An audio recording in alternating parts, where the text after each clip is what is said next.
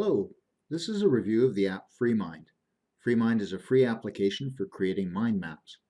This is a simple app that is a great way to organize your thoughts around any given concept. This app is written in Java and is available for Windows, Apple OS X, and Linux.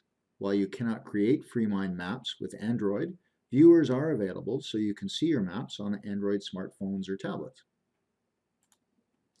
FreeMind helps organize ideas around a central concept. For example, the help documentation for FreeMind is laid out in a FreeMind map. I'm going to help and selecting documentation. You can see the map laid out in a hierarchical order.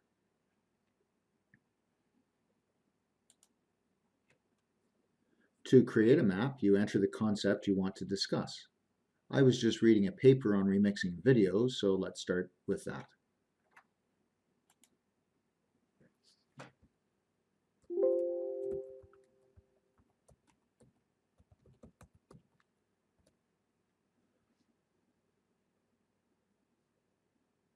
Ideas related to remixing videos could include remix type, editing tools, social impact, etc. So I'd want to reflect that. I'll just add, so with the light bulb here, you can create a daughter off the remixing videos concept. And so remix type.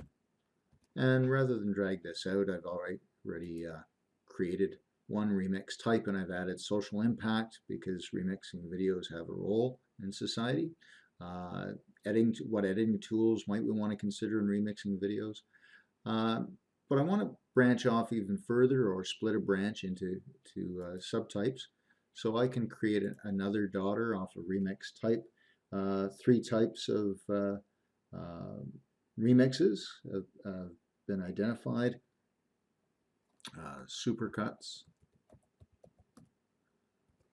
Now, if I were to create a daughter again, it would branch off some supercuts. So I actually want to insert a daughter, or a sibling.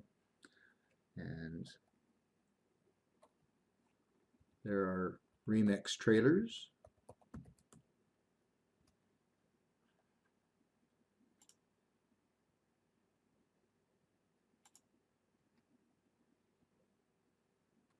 And hybrid crossovers.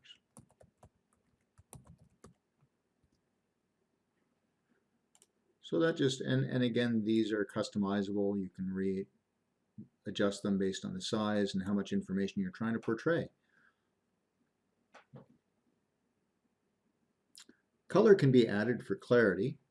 So for example, if I want to distinguish between social impact, editing, etc., I can go to Format, and the background color, I could set this one to red, and social impact could be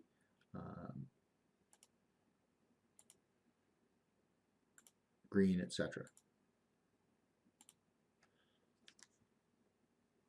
There are a number of flags that can be added when you want to emphasize something. So down the side here, you can see there are a number of icons available, numbers, etc.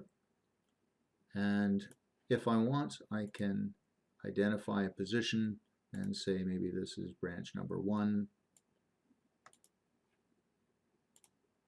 etc. The app doesn't allow for children of separate ideas to be linked to those in other branches, so using the assorted icons could identify this. If at some point you realize the central concept is actually an idea stemming from another concept and you need to restructure your map, you could do that by going to the parent idea here and inserting a new parent. So that actually changes the look and the feel completely, but you would expand the data appropriately because there would be other branches coming off the new parent. Although FreeMind does not allow for direct collaborative development, the maps can be saved and shared in a number of formats. I recently created a FreeMind map to graphically represent the ideas discussed in an article on studying new literacies, which I saved as a PDF. So here's a mind map that I created using FreeMind in a PDF form.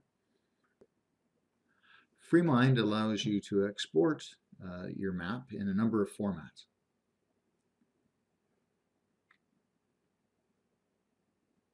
So that's a summary of how to use the app. How does this app contribute to developing creativity? So using the rubric that I developed with Christine Upton based on literature on creativity, I've assessed how FreeMind stacks up. And in terms of relevance, the app's focus is a strong connection to the purpose of the app. The app is about capturing ideas in a concept form.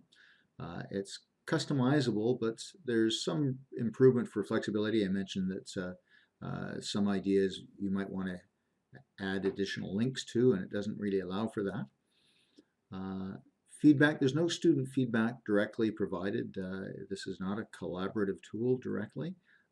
So as students work, they would have to print out information and share to get feedback.